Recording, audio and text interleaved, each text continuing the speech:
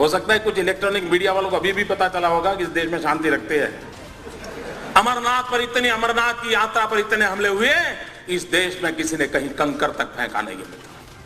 अमरनाथ की यात्रा पर इतने हमले हुए, इस देश में किसी ने कोई कंकर तक फेंका नहीं है। रघुनाथ जी के मंदिर पर हमला हुआ, इस देश के अंदर किसी का घर नहीं जलाया गया था। अयोध्या में प्रभु राम जी के मंदिर पर हमला हो गया, वाराणसी में हमला हो गया, इस देश में कंकर नहीं गिरा है। मित्रों, गुजरात के अंदर अक्षरधाम पर आतंकवादी आए थे। मित्रों, गुजरात ने बंद रखा था, लेकिन गुजरात में अक्षरधाम के बाद एक कंकर तक नहीं पड़ा है। लेकिन कुछ लोग हैं इन चीजों को भूल जाना चाहते हैं, सच्चाई को उजागर करने की उनकी हिम्मत नहीं है मित्रों, और इसलिए झूठी बातों को लेकर के हिंदुस्तान की जनता को गुमराह करने में लगे हुए। और इसलिए मैं कहता था मित्रों, इस देश में एक विदेशों के पैसों से पला हुआ एक 5 स्टार एक्टिविस्टों का वर्ग है, जिसकी हर गतिविधि को चौंक करके देख लीजिए। उनका काम यही होता है, कोई भी घटना घटे तो आतंकवादियों को बौद्धिक प्रोटेक्शन के दिए वो मैदान में उतर आते हैं, नई नई मनगढ़ंत स्टोरियां गढ़ाते हैं, नए नए तर्क देते हैं, और आतंकवाद के खिलाफ अगर किसी ने आवाज उठाई, वो जैसे देश का दुश्मन है, कॉम्बिनर है, हिटलर है, न जाने कौन कौन से डिक्शनरी के शब्द हैं उसको निकाल के आते हैं। मित्रों, वो डरते हैं जो अपनी छवि के लिए मरते हैं। मैं तो वो इंसान हूं जो इंसान की, हिंदुस्तान की छवि के लिए मरता हूं, मुझे मेरी छवि की परवाह नहीं।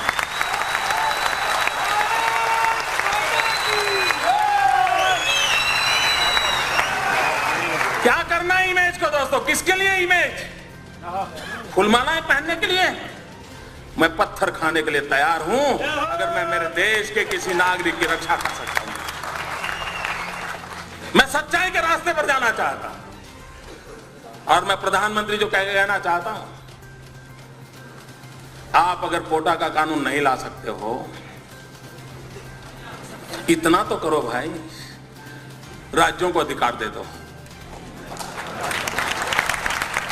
आपको पॉलिटिकल कारण होंगे, मेरा पहला प्रदेश होगा, अगर मुझे अधिकार मिल जाए मैं सबसे पहले कानून बनाऊंगा और हिंदुस्तान के देश को बता के दिखा के रखूंगा। मित्रों, आतंकवादियों का ऐसा सबक सिखाया जाता है।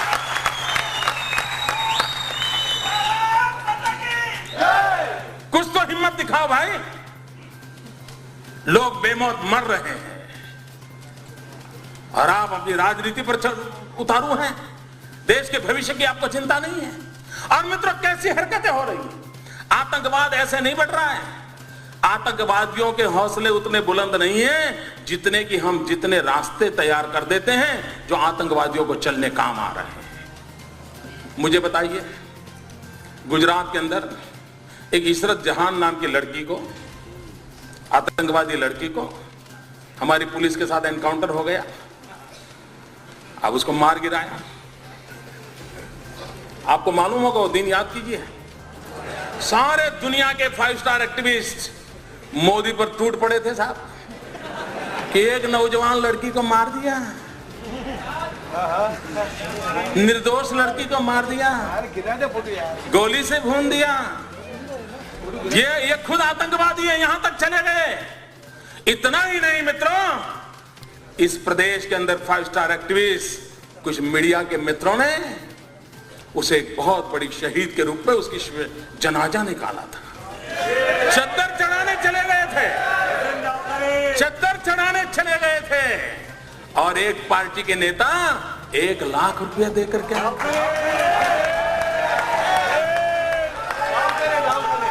सब किया था, सब कुछ किया था। मैं चुप था, वैसे भी मैं ज्यादा बोलता नहीं था।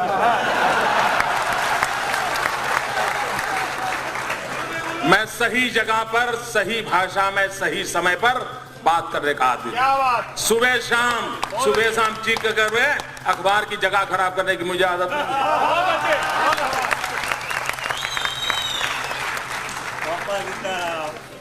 दो प्रकार के नेता होते हैं दोस्तों, कुछ नेता हैं जिनको सिद्धि में विश्वास है, कुछ नेता हैं जिनको प्रसिद्धि में विश्वास है।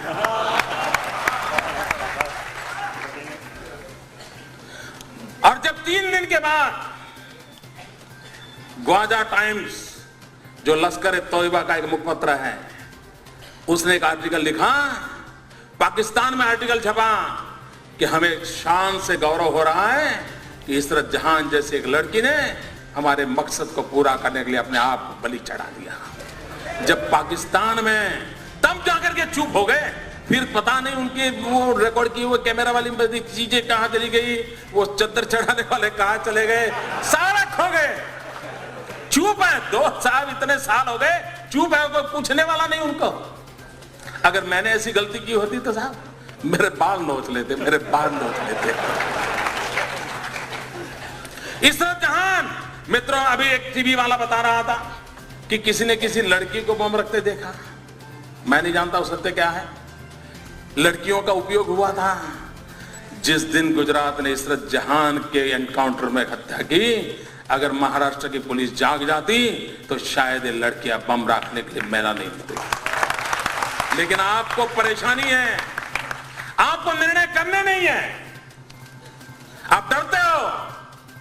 मित्रों, ये घटनाएं होती है जब ऐसी बयानबाजी होती है, इस प्रकार के जनाजे निकाले जाते हैं, चद्दरें उड़ाई जाती हैं, 1-1 लाख रुपया चढ़ाए जाते हैं, तब जाकर के आतंकवादियों का हौसला बुलंद हो जाता है कि यार कुछ तो अपने रिश्तेदार यहां हैं, अपना काम चल जाएगा।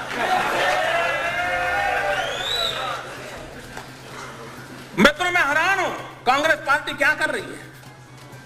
कोयम्बतूर के अंदर 98 में एक बम धड़ाका हुआ, चुनाव सभा में बम धड़ाका हुआ। अडवाणी जी उस सभा को संबोधित करने के लिए पहुंचने वाले थे। 58 लोग मारे गए, 58 लोग मौत के घाट उतार दिए गए, निर्दोष लोग मार दिए गए। वो सारे लोग जेल में हैं। लेकिन आपको जानकर के हैरानी होगी मित्रों, केरल विधानसभा में वहां की सभी पार्टियों ने मिलकर के, वहां 2 पार्टियां प्रमुख हैं, कांग्रेस एंड कम्युनिस्ट, और बाकी उनके गठबंधन के साथी है, सबने सर्वसम्मति से एक प्रस्ताव पास किया कि 98 के केस में जो मुख्य गुनहगार मदनी करके जो जेल में है, उसे जेल में से रिहा कर दिया जाए।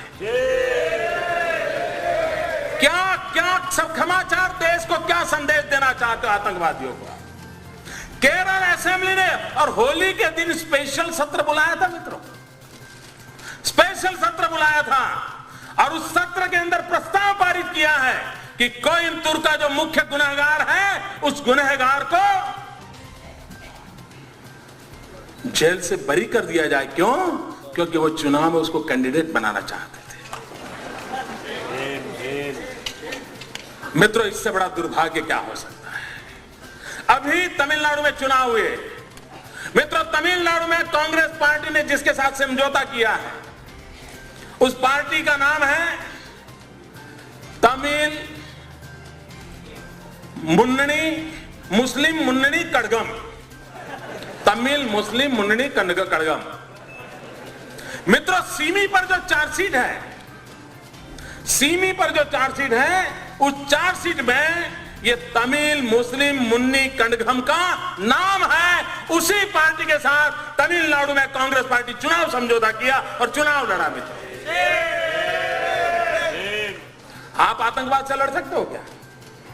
क्यों देश को गुमराह कर रहे हो? और मैं देश के बुद्धिजीवियों को कहना चाहता हूं, क्या यह गुनाह नहीं है देश के साथ? क्यों उनका हिसाब नहीं मांगा जाता है? अगर मोदी गुनाह करता है तो आपको अधिकार है, और मैं सामने से कहता हूं अधिकार है, आप मेरी खाल उतार लीजिए।